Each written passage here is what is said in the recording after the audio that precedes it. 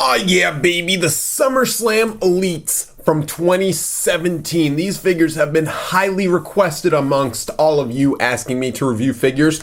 And here we go. We got Finn Balor and Mankind. I'm of course going to start off with Mankind because you can see that these packages are destroyed. But let's just check out the back of these boxes right here. It says Finn Balor, it says Mankind, and it says collect them all. Very easy to do when there are only two of these said figures. The cool thing about these is that they say when the ring attire is from what year, so it makes it easier for me to boot up the WWE Network, which I only pay $9.99 a month for, and take some screenshots so that your boy's able to show you what these figures are like compared to the actual events. Incredible! So this is Mankind, and we previously got a Mankind figure in, what was it, Elite Series 16 or 17, and it was very similar to what you're seeing on screen right now, just the tie had no printing on it, it was straight up black, but he did come with a Mr. Socko.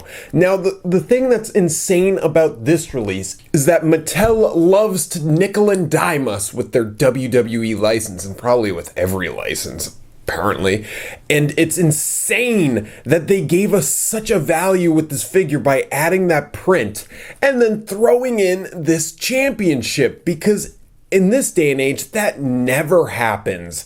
They always, when they re-release things, it seems like they make it worse or something like that. So I don't know how they were able to make this better than the previous release. Now, for differences between this guy and the match, I will point out that during the match there was some black on that shoe, like some design on there. But personally, for me, that's something that I really don't care about with this release. It doesn't need to be there. I think this release is fine enough, because let's zoom in so you can see the WWE logo on that tie. At the time, though, was it the WWF logo? I don't know.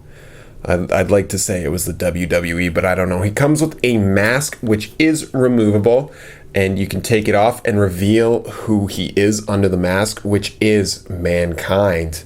I mean, Mick Foley. Oh my gosh, guys. I never knew that. I never knew that they were one in the same.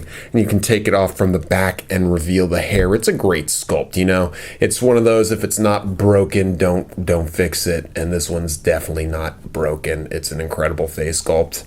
And putting the mask back on isn't the easiest, but it's not the most difficult thing. It just takes a few seconds to do. And here is the Mr. Socko. It is made out of cloth and it is printed on there. It looks very good. He has a fist underneath the hand, and then he has the Mr. Socko and an open hand if you want him to hold this championship title. If my heel camera will ever focus, you'll be able to get a nice look at that. Doesn't it look beautiful? Doesn't it look very aesthetic? Yes, I'm sure it does. So let's throw this right in his hand. And let me say that it's been a while since we got this visual of Mankind, Mick Foley, with Mr. Socko, because we did recently get another Mankind Elite, and it was more like the old school design for Mankind, and I will say that I much prefer this figure to that, because there were a lot of issues with that figure that I'm sure some people didn't mind, but I certainly did, and I feel like it's like the Elite 16-17, except far superior and far easier to find. And if you're a fan of old school WWE wrestlers, you shouldn't let this one rot on the shelves. And underneath his shirt, you can see that there is an ab crunch. Hopefully you can see it in there. It like, I can definitely move it, but it is hindered by the shirt. So they could have just not had that, but it's nice that they did. And look at that. Look at that elbow. That's how it is. This is what the new basics are going to be like, guys, right here. So this is a little reveal for what the figures are going to be like in the future. So there you go. That's what they're going to be, guys. I don't like it, but here it kind of makes sense because he has the sleeves and stuff like that. But it's sad. It's sad that that's what they decided to do with basics. And I guess I'll get off my soapbox now and move over to the figure that I'm sure everyone is hyped about. Finn Balor. It's crazy to think how at 2016 he was going against Seth Rollins for the WWE Universal Championship, and now 2017 he's going against Finn Balor in like a Bray Wyatt match, and Seth Rollins is back with Dean Ambrose in an undercard match. They're both stuck in the undercard while Roman Reigns came out of nowhere to go to the main card. Are you upset about that, the top card, or do you not care? I think it's kind of sad because Finn Balor is an incredible wrestler, and he's kind of stuck in the bottom of the barrel with these guys. All right, so you saw how damaged the packaging was, and people always love to point out that the packaging damage-wise and thrown around the figure is why it gets bent, but I'm not sure if this is an issue with mine or not, but I'm getting like some weird bends going on with his legs. It's not as bad as it usually is, but it just feels kind of weird down there. I don't think it's because of the packaging was all beat up, but I don't want to say it wasn't, because it's quite possible that's possible. He has a lot of detail on this figure for a $20 figure that comes with a belt. I'm not sure how they did that because it is so freaking detailed. This is incredible, guys. They really captured this attire very well, and I think that this is one of the better Finn Balor figures, except for one thing. They used the wrong torso again. This is a step back, guys. We got that Toys R Us exclusive Finn Balor. Actually, now looking at the legs, let me pull away for a second. It is his left leg again. And I previously had that issue with the Toys R Us exclusive, and people said it was because I took it out too drastically. So I'm going to say it's more of a problem with the Finn Balor figures or something. So back to what I was saying. Yes, it's the wrong torso, and sure, you could find images where it seems like this torso works correctly and that it's actually what he looks like, but then you could also grab other screenshots and be like, yo, not at all. This is too thin. This is not buff enough, because Finn Balor is a buffed up dude. And I kind of feel like these head sculpts, they only need one, really, for Finn Balor, but it would be nice in the future if they gave us another head sculpt. Like, I know they just paint over the generic one, but it would be cool to get more.